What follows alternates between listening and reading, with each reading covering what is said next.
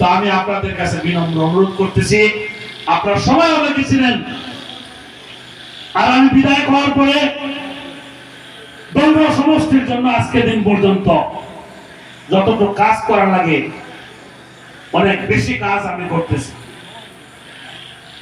দলগাঁও সমষ্টি পুরানো দলগাঁও প্রায় 100 কোটি টাকার কাজ, রাস্তার কাজ চলতেছে। 100 কোটি, 100 crore।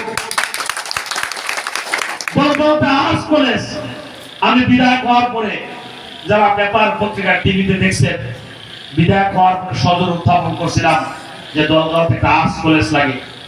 আমার এই রিকোয়েস্ট মাননীয় মুখ্যমন্ত্রী অনুমোদন করার পরে 2 কোটি টাকা স্যাংশন করছে।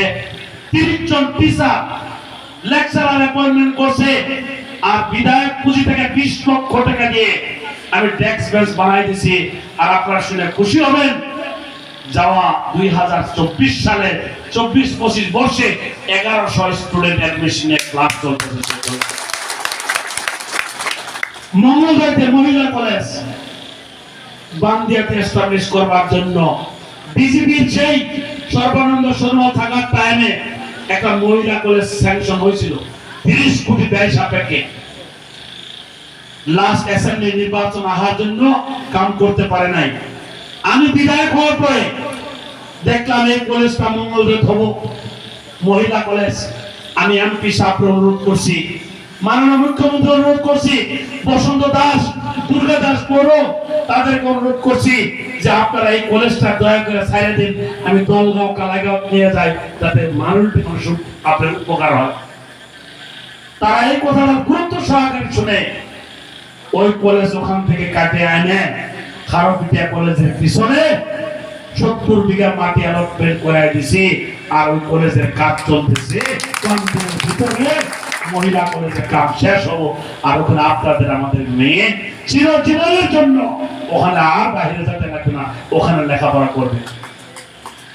শ্রদ্ধা রায়, মাত্র এটাই নয়, আমি বিধায়ক হওয়ার পরে 70 বছরে যে কাজ কংগ্রেসে করতে পারে নাই, 15 বছর বিধায়ক ছিল মাননীয় বিধায়ক ইলিয়াস সাহেব, দিসপুরের মজিয়ার সমষ্টির কোন সমস্যার কথা উপস্থাপন করে নাই, সমষ্টির কোন সমস্যার কথা উপস্থাপন করে নাই। মানুষের যে মেইন সমস্যা, বেসিক সমস্যা, মাইনরিটি মানুষের রাস্তাঘাট, স্কুল, কলেজ, তার সঙ্গে প্রিন্সিপাল সমস্যা হলো, মূল সমস্যা হচ্ছে মাটির পাট্টা। মাটির পাট্টা দিতে লাগা হলে, সমষ্টির উন্নয়ন করতে লাগা হলে কোন রাষ্ট্রীয় দল, কোন আপনার মন্ত্রী, কোন দলীয় রুলিং পার্টির এমএলএ হতে লাগে না। এমএলএ দায়িত্ব, নিজের কর্তব্য, সমাজের প্রতি যে দায়িত্ব, সেই কর্তব্য যদি পালন করে নিশ্চিত ভাব সেই সমষ্টির উপকার হবে, উন্নত হবে। তার জ্বলন্ত উদাহরণ, আমি একজন বিরোধী দলের বিধায়ক হওয়া সত্ত্বেও 2টা কলেজের ব্যবস্থা করছি। মাটির পাট্টা দলগাঁও সমষ্টির 8000 পরিবারের মাটির পাট্টা। মাত্র সেটাই নয়, নতুন দলগাঁও আপনাদের পানবাড়ি, হাবি রাজা হলি অনেক জায়গা 800 বিঘা মাটির মিটিং করে দিয়েছি আমি। 800 বিঘা কাউটানো করে দিছি।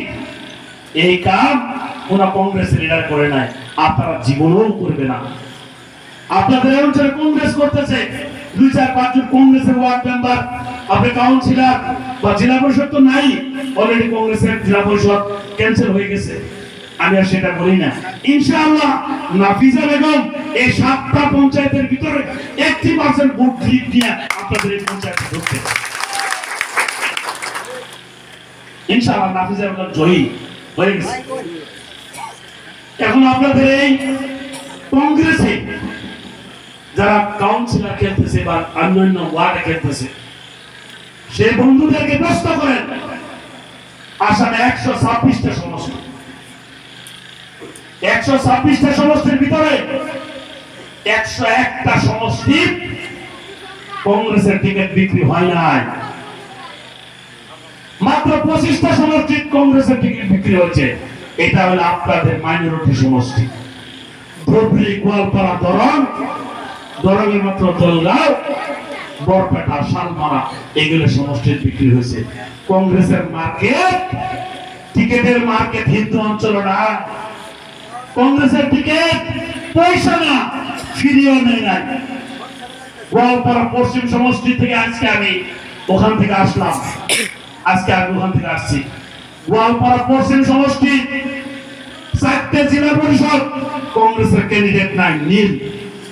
21টা পঞ্চায়েতে কাউন্সিলর ক্যান্ডিডেট দিতে পারে নাই, সারা এমনি আপনার কংগ্রেস নীল হয়ে গেছে। চতিয়া সমষ্টি 4টে জেলা পরিষদ ক্যান্ডিডেট নাই, 19টা কাউন্সিলর ক্যান্ডিডেট নাই। মঙ্গলদৈ সমষ্টি 2টা জেলা পরিষদ নাই, আর 13টা কাউন্সিলর দিতে পারে নাই। মাত্র দলগাঁও সমষ্টি মিয়ারা হে কংগ্রেস করতেছে। আপনারা জানেন যে এইবার কংগ্রেসের যে অবস্থা, সারা আসাম কংগ্রেসের অবস্থা অত্যন্ত খারাপ, বহুত খারাপ। আগন্তুক 26 সালে যে নির্বাচন আসতেছে, বিধায়ক নির্বাচন, জেনারেল ইলেকশন আসতেছে, আপনাদেরকে আমরা আশ্বস্ত করতে পারি এইবার ধুবড়ী, গোয়ালপাড়া, দরং, শিলচর, কাছাড় যেগুলো মাইনরিটি অঞ্চল 25টা সমষ্টি আছে, আমরা এবার অনেক সিটে খেলবো না। যে কটা সিটে জিতবো আমরা অনলি 30টা সিটে ইলেকশন খেলবো। অ্যাসেম্বলি নির্বাচন আগে মাসে 70টা খেলছি, এবার 30টা খেলবো। মনে রাখবেন 30টার ভিতরে 20+ তাওয়াজ আমি পাবো, এটাতে কোনো ভুল নাই। কংগ্রেসের সংখ্যা 10+ পাবো, 10+ হতে পারে না। অনেক কংগ্রেসের নেতারা বলে আমরা রাষ্ট্রীয় দলের নেতা,